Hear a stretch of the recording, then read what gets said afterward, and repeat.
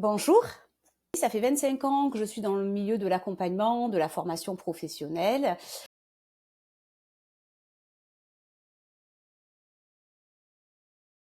La première chose, c'est vraiment d'identifier le secteur d'activité que l'on vise.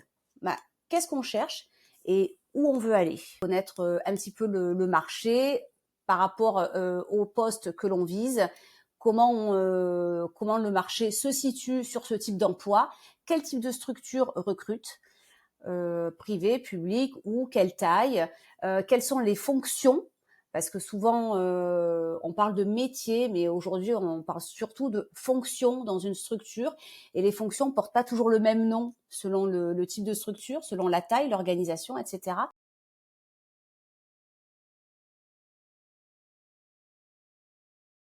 On dit qu'un employeur, en moyenne, passe 7 secondes sur un CV. Il y a le fond et il y a la forme. Voilà, il y en a qui ont tendance à privilégier la forme, à avoir un CV super joli, super attractif, mais finalement, les mots, voilà, le fond du CV n'est pas forcément représentatif. Il faut tout soigner. Donc, on commence par le fond. Il faut bien se connaître. Il faut d'abord bien lister ses expériences, son parcours, ses compétences, pour pouvoir les synthétiser, bien choisir ses mots, que ce soit en relation avec le poste visé. Ça veut dire qu'un CV, ça s'adapte aussi. Voilà, ça s'adapte. Donc l'idée, c'est quand même de se valoriser. On ne ment pas, bien sûr, sur un CV, hein, ça sert à rien. Et puis voilà, d'en faire un document agréable à lire, clair, concis, synthétique, donc sur une page. Quand on est jeune, on essaye de remplir, donc voilà, on va mettre des expériences professionnelles, des jobs étudiants, voilà, on va mettre le bac, etc. Et puis en avançant dans l'âge, dans l'expérience, on va supprimer les expériences les moins significatives.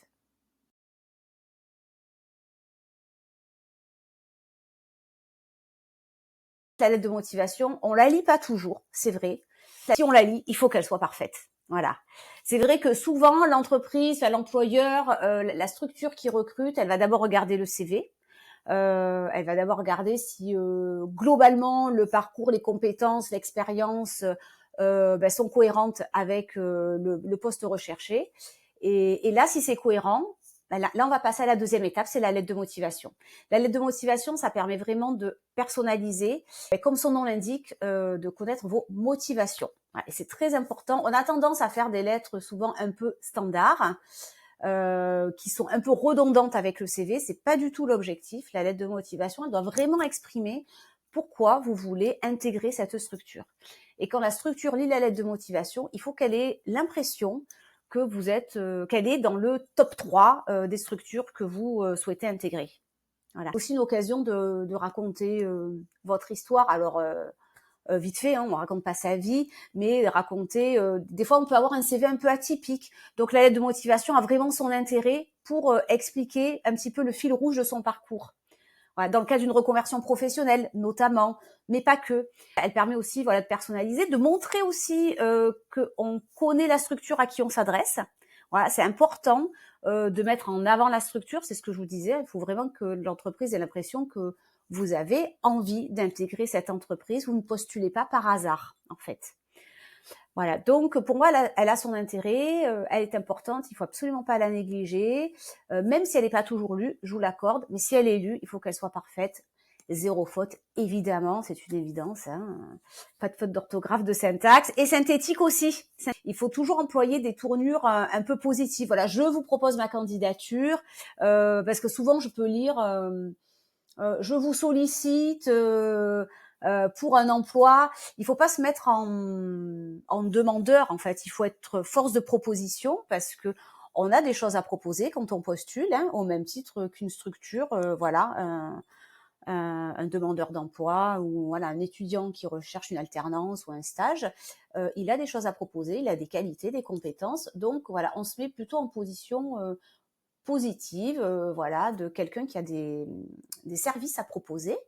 Puis on parle aussi, donc souvent en première partie, on parle de la structure. De la structure, voilà, vous êtes une structure. Voilà. Alors, il faut pas en faire non plus, il faut pas être dithyrambique, il faut pas, comme je vous disais tout à l'heure, il faut pas trop en faire, c'est pas la peine. Il faut rester sincère, mais ça veut dire qu'il faut connaître la structure dans laquelle vous postulez. Donc, il faut aller se renseigner. Maintenant, c'est très facile, hein, avec Internet. On va sur le site de l'entreprise, on va sur les réseaux sociaux. On essaye de voir un petit peu, de bien connaître l'activité, connaître un peu les clients, les fournisseurs, comment ça fonctionne, voilà, pour être aussi force de proposition lors de l'entretien. Donc, on montre en quelques lignes qu'on sait à qui on s'adresse. S'il y a une offre, on peut reprendre les termes de l'offre, les reformuler pour montrer qu'on a bien compris la demande de l'employeur. Et ensuite, on fait le lien donc avec son parcours, son expérience, euh, pour justement illustrer qu'on a bien compris ce que l'employeur recherche et qu'on est en capacité d'y répondre. Et on conclut souvent avec une proposition de rencontre.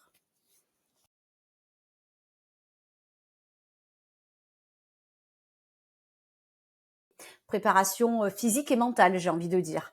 Hein, on pense souvent, voilà, bon, la tenue, effectivement. Alors, on s'adapte aussi, hein, à l'entreprise dans laquelle on va aller. Hein, il y a des codes à respecter dans certains secteurs d'activité.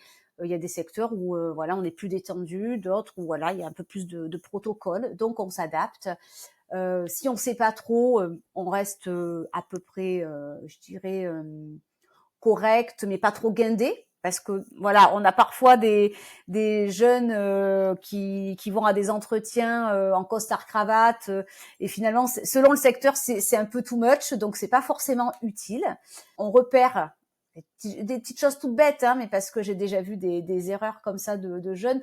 On repère le lieu de l'entretien pour pas arriver en retard, stressé, voilà, parce qu'on n'a pas trouvé de place, parce qu'on a mal évalué le trajet, parce que on croyait que c'était un endroit et en fait c'est pas au bon endroit. Voilà, donc on prépare et puis on prépare aussi surtout, voilà, on connaît l'entreprise encore une fois, on sait où on met les pieds, on a bien noté le nom de son interlocuteur, on prépare un petit peu ses questions, évidemment. Donc, on connaît l'activité de l'entreprise et on va préparer ses questions. On va préparer aussi, très important, toujours une petite présentation de soi, parce qu'on n'est pas à l'abri de la question allez-y, parlez-moi de vous, présentez-vous. Voilà, souvent ça peut démarrer comme ça. Donc une petite présentation, là encore succincte, synthétique, euh, 1 ou 2 minutes. Voilà, il ne faut pas raconter votre vie, mais en même temps, si vous l'avez pas préparé, vous risquez d'être complètement déstabilisé, de bafouiller et d'oublier finalement les choses essentielles. Donc, quand on vous demande de vous présenter, ben, il faut y penser. Voilà, en parlant évidemment de votre parcours, voilà, et de vos envies, de la raison pour laquelle vous êtes devant l'employeur à ce moment-là. Justifier ses réponses. Voilà, toujours apporter des exemples, illustrer ses réponses et ne voilà, si on dit je suis quelqu'un de dynamique, bah, il faut le montrer. Si on dit je prends des initiatives, bah, il faut montrer dans le passé comment on a pu prendre des initiatives. Si on dit que je sais travailler en équipe, bah, voilà, citer des exemples à chaque fois, justifier. L'employeur, lui, prend un risque en vous recrutant.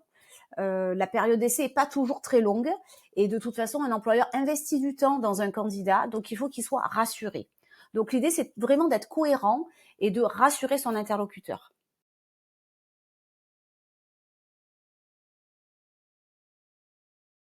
Ce que je conseille, c'est d'être visible sur les réseaux sociaux professionnels.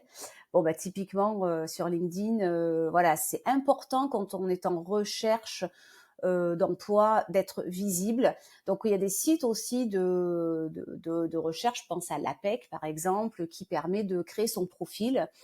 Alors, ce que je conseille souvent, c'est d'avoir la même photo sur les réseaux sociaux, sur les sites de recherche d'emploi, sur le CV, pour vraiment avoir une identité visuelle. Ok, donc l'idée, c'est d'être visible et d'aller justement à la rencontre de professionnels du secteur d'activité que l'on vise. L'idée, c'est effectivement de demander, de partager des contacts dans le secteur que l'on vise. Pourquoi? Parce que ça va vous permettre de mieux comprendre le secteur, les profils des personnes qui travaillent dans ce secteur-là, et d'aller leur demander directement si, voilà, si éventuellement il y a des opportunités autour d'eux. L'avantage des réseaux sociaux comme LinkedIn, ce que j'y vois, moi, c'est que le contact est beaucoup plus facile et beaucoup plus direct en fait. On va gagner du temps. Euh, Donc, il faut rentrer en contact avec des professionnels du secteur. Il ne faut pas hésiter à personnaliser la demande de connexion pour expliquer, voilà, j'aimerais rentrer en contact avec vous pour telle et telle raison. Ou alors de la part de quelqu'un, c'est toujours bien aussi. Donc moi, je donne souvent accès en fait à mon carnet d'adresses aux étudiants que j'accompagne. Et ensemble d'ailleurs, souvent on cherche par des mots-clés sur les réseaux sociaux, on tape des mots-clés et puis on tombe sur des personnes. Et là, on rentre en contact et puis ça nous ouvre un autre carnet d'adresses et ça permet vraiment d'étoffer son réseau. Et le réseau, je dirais que c'est primordial dans une recherche d'entreprise. Voilà. Le réseau de façon large, hein, les personnes qui nous entourent, les relations professionnelles, via les réseaux sociaux, ça permet d'entretenir ces relations-là. LinkedIn, c'est un peu comme une relation amoureuse. Faut pas non plus essayer, d'avoir plein de contacts tout de suite, d'envoyer plein de demandes de connexion. Ça sert à rien. Il faut les cibler, il faut les personnaliser, les entretenir, les travailler. Voilà. Et puis ça peut vous ouvrir des portes. Et c'est vrai que les personnes qui sont actives sur les réseaux répondent assez facilement, je trouve. Moi, je suis rentrée en contact avec des personnes que je ne connaissais pas pour mieux connaître certains métiers, pour me permettre de mieux conseiller mes étudiants. Et les personnes répondent souvent favorablement. Et moi aussi, d'ailleurs, quand je suis contactée, je réponds favorablement. Et ça permet, d'échanger, d'avoir des informations.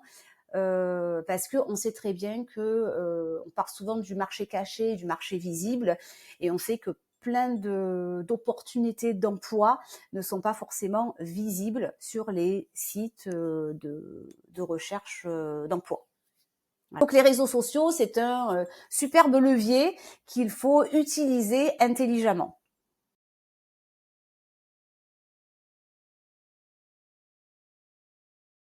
Soyez cohérent avec vous-même, avec vos valeurs. Euh, Écoutez votre cœur, soyez sincère. Voilà, n'essayez pas n'en faites pas trop, n'essayez pas d'être artificiel. En fait. Ça prend du temps, ça prend du temps. Faut pas être trop impatient. Et faut faire preuve de patience et il faut travailler. Ça se travaille, ça prend du temps. Hein, ça prend du temps de chercher un emploi qui nous correspond. Voilà, il faut pas avoir peur d'investir du temps.